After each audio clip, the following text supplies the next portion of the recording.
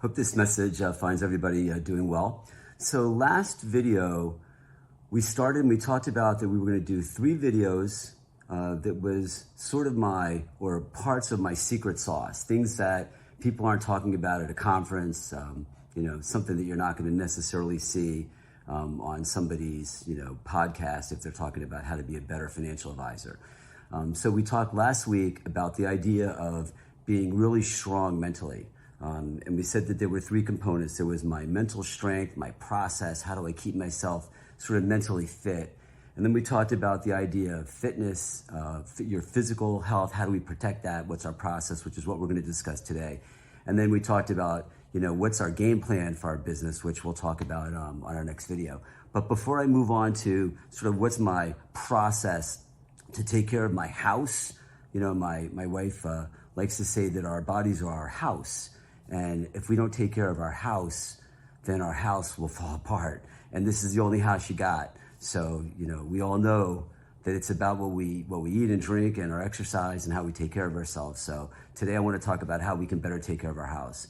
But before I do that, I just want to go back to last week and I just want to sort of put a punctuation point on last week's thoughts. And that is this. If you are worried right now, if you are going to be worried 10 minutes after this video, if you're going to be worried tonight when you go to bed, I want you to repeat something to me, and you can do this 100 times and it's free. I used to worry. I don't worry anymore because my life is beautiful. And every time worry creeps into my world, I recognize it and I shut it down, with that thought. And so hopefully that'll be helpful. So let's talk about how do we take care of our house. How do we take care of our physical bodies and make it so that we can operate at peak performance, for the long term. So a little Schwartz family history first, which might be helpful. I come from basically a fat family. So, my mom and dad, unfortunately, are no longer with us. My mom, who I loved, and she was an awesome woman, taught, school for 25 years and everybody loved her. She probably lost 150 pounds at a time 15 times in her life. My dad was never quite as diligent, so he never really lost a whole lot or gained a lot. He was just a big fella. And I've got a younger brother, 4 years younger, who some of you might remember because he was with us for about 4 years before he moved on to a different career. And a little taller than me, 3 inches, but, Bart could easily get close to 300 pounds. Looks fantastic today. Finally figured out that this is the only house he's got, and he pays attention to his eating and his drinking, and he's working out, and he's become the best he could be, the best himself, or best him. So that's really, I'm so proud of him. My younger sister, I love her, 5 foot, maybe 4'9", 4'11". I don't know, she's really short. I mean, I'm tall compared to her. She actually just had about last August, she had bypass, gastric bypass. Phenomenal, lost 150 pounds. I'm really proud of her because that's not easy to do. But again, Scott and I come from a pretty big family. So if you look at me and go, wow, it's easy for you to say that we're going to talk about eating and drinking and discipline and exercise. But it's easy for you and it's hard for me. Yeah, that's not really true because, I'm a fat guy dying to happen every day. So with that said, my biggest nightmare, and everybody has that thing in their past when they were kids, that sort of make you break out into a sweat. So my biggest fear when I was a 6th grader was my father, for whatever reason, made us play basketball, probably because he wanted to get rid of us for an hour or two in the wintertime because we were annoying. And so I'm in 6th grade, we go to PAL basketball, Scott and I, none of us could play basketball. And the biggest fear is that when you play basketball, at least in those days, when you have uniforms, when they would pair up for teams, what do? It's shirts against skins. And when you're a little fat 6th grader, your biggest nightmare is you got to take your shirt off. And it seemed like I was skins a lot. So trust me, this is not easy for me. This is something that I work at. This is a process. So let's talk about why, and I think we all know why. We cannot perform at peak performance if we are not healthy, if we don't feel good about ourselves. And so what we've got to do is we have to create processes, a game plan. Life has to be intentional.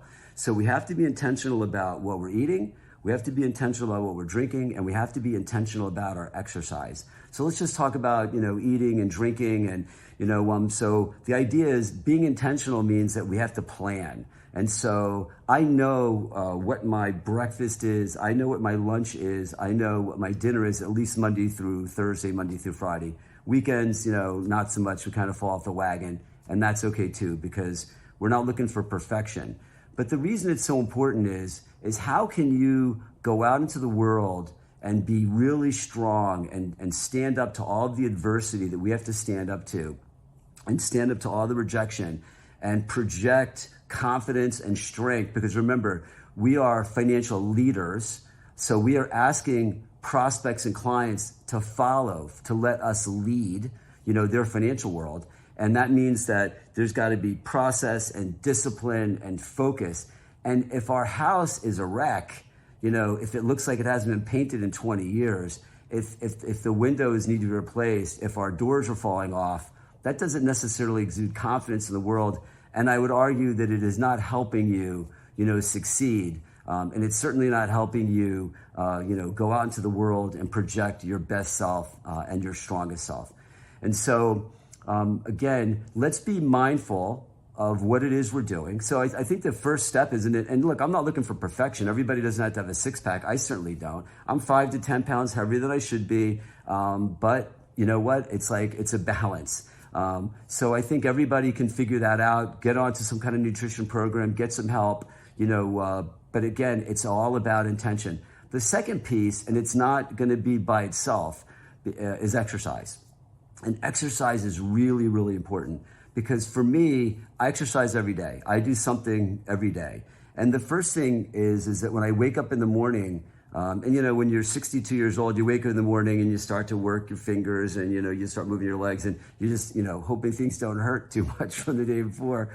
And so my first thought in the morning, just like I said, my first mental thought when I'm thinking about what my mindset is that I'm lucky and I'm grateful for my life, for everything I have, for the business I'm in, for my clients, for my family, for everything. I'm just lucky. And if I feel that way, then mentally I'm kind of okay.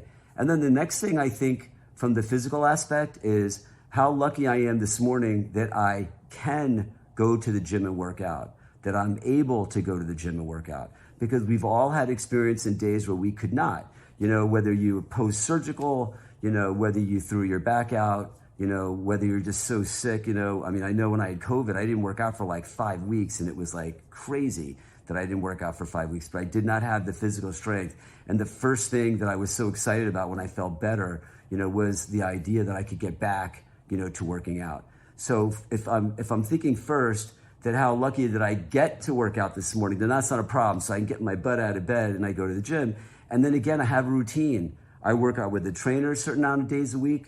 I lift my weights by myself a certain amount of days a week. And I do cardio a certain amount of days a week. And I game plan that, and I schedule that just like I schedule my work, because it's just as important as my work, because it's part of my work. It's part of what makes me, more successful. It's part of what lets me go out and project power and strength, into the world, which allows me to attract prospects and clients. It's like, it's got to be hard to be driving to work in the morning and really feeling like crap, and then trying to get out there in front of people and perform at your highest level. And so what I would do is I would encourage everybody to come up with a game plan, and then you've got to set goals. Listen, our goals as far as our physical health have to be the same as our goals for work. Just like our goals for getting referrals or adding new assets or adding new clients, how many appointments you'll keep, all those are important metrics. But we have to have metrics about our physical health as well. And those metrics might be, if your blood pressure is too high, then over a certain period of time, we're gonna get that blood pressure down. If our sugar levels are too high, then we're gonna get those sugar levels down. If we're 20 or 30 or 40 or even 50 pounds overweight, that's okay, because you can change that. But we are gonna design a program, both from an eating and drinking standpoint, and do not underestimate the toxicity and the damage that we are all doing to ourselves with alcohol. I mean, it's a disaster. And that doesn't mean that I don't drink at all, because I do. But I'll tell you what, I'm very aware of what I'm drinking. I drink a lot less than I used to. And I try to maybe have one drink on a Friday if I'm out with friends, and maybe one drink on a Saturday if I'm out. Because at the end of the day, it's not worth it to me. And because I work so hard at what I'm trying to do and taking care of my house, it doesn't necessarily make sense to do something that is destroying my house. So what I would encourage everybody to do is, first, you've got to identify where you are. So am I overweight? Do I have, certain health issues that I need to take care of? And then we have to make our goals. And then once we make our goals, we have to create the activities, just like our jobs, create the activities that we need to do to accomplish those goals. And then most important, we have to measure, right? We have to measure. We have to get on the scale. I get on the scale every day because I need to understand the correlation between what I did last night, or what I did on Saturday night and how that impacts me. And then when I get back on track for the next 4 or 5 days, I need to see what the correlation is to that so that I never let this get too far away from me. Just like we talk about in our business, I can have a bad day, maybe I can have a bad week, but I'm measuring. Because if I have too many bad weeks in a row, then all of a sudden I have a bad month and I have a bad quarter, and then and that turns into a bad year for my job. Well, the same thing happens, with your house. The same thing happens with your health. So the reality is, the great news is, just like work, we can have a bad day. Last night I was at friends and we had bolognese and I had a little bit of ice cream after, and I had a drink, and I didn't do my house any favor last night. But first thing this morning, I'm back in the gym, I'm back on track, and by Wednesday I should be back to where I need to be. And so I hope that this is helpful. I know that you know this, but I know that you're in control of this, but I think a lot of us feel like that we just can't control it, that we just are who we are and there's nothing to do about it. And I'm just here to tell you that's not true, because I know for me, genetically, again, I am a fat guy dying to happen. But if you have the discipline and the focus and the game plan, you can look better, feel better, be healthier, be stronger, it'll project into the universe. You'll have a much, much better business, and you'll just live a much, much happier life. So again, that's kind of part 2, I think, of my secret sauce. I hope that's helpful, and I'll look forward to talking to you next week.